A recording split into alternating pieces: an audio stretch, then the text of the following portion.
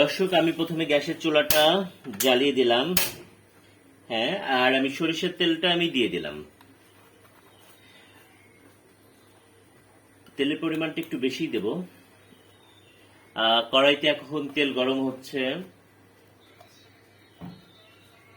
কাঁচামরিচ তো ধোয়া আছে, তাই না?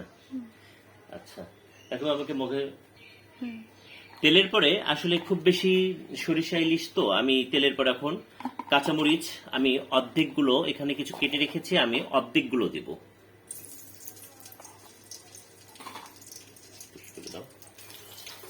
এখন আমি তেলের পর দিয়ে দেব, প্রথমে দিয়ে দেব সরিষা বাটাটা। এখন আমি তেলের পর আগে প্রথমে দিয়ে দেব সরিষা বাটাটা।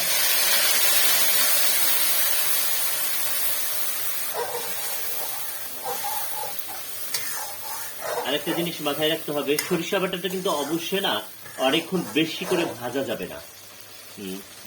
এরপর দিয়ে দিলাম সরিষা বাটাটা। আর একটা জিনিস মাথায় রাখতে হবে, সরিষা বাটা অর্থাৎ বেশিক্ষণ ভাজা যাবে না, তাহলে কিন্তু তিতা লাগবে। এখন আমি কিছুক্ষণ হালকা একটু ভাজাভাজি করব অল্প আছে। আমি যেহেতু সরিষা বাটার সময় একটু হলুদ দিয়েছি, তাই আমি বেশি হলুদ দেবো না। আবার যেহেতু আমি মাছও হলুদ দিয়ে আমি রেখে দিয়েছি, সেজন্য আমি অল্প পরিমাণে হলুদটা দিলাম।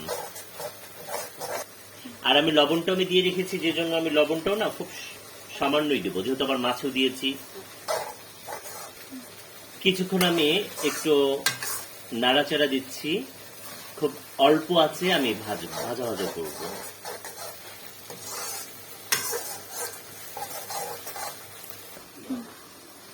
একটা সুন্দর একটা ইলিশ মাছের মানে সরিষার একটা সুন্দর একটা সুগন্ধ আসছে, মনে হচ্ছে এখনই খেয়ে ফেলি।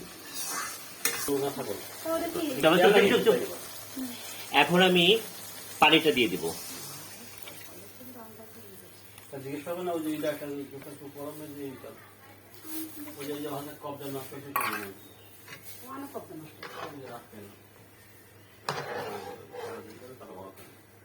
দেখছেন আমি পানিটা দিয়ে দিয়েছি।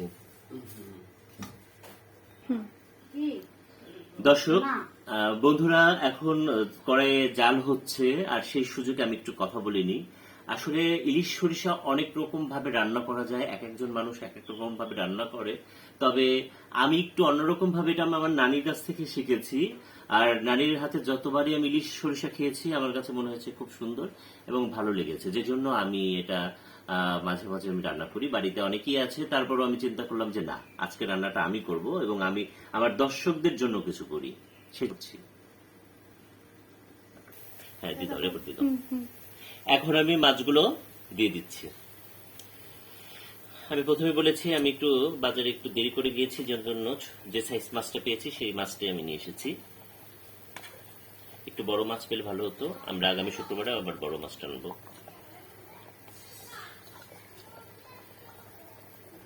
আর মাছটা কিন্তু অবশ্যই কাঁচা দিয়েছি, আপনারাও কিন্তু কাঁচা দিবেন।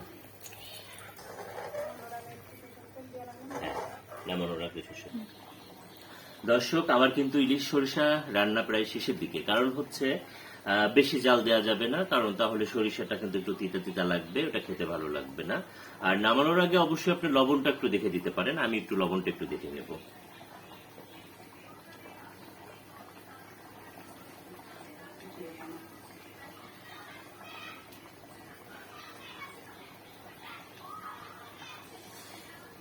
অসাধারণ, নিজে রান্না করেছি বলে না, সত্যি খুব স্বাদ লেগেছে। ও, এত সুন্দর স্বাদ। আমি নামানোর আগে আরেকটু সরিষার তেল দিব, আমি বেশি দিব না, পরিমাণ মতো একটু দিলাম, যাতে সুগন্ধ থাকে। দর্শক বন্ধুরা, আমাদের কিন্তু রান্না হয়ে গেছে, এখন গরম ভাত দিয়ে খাবো।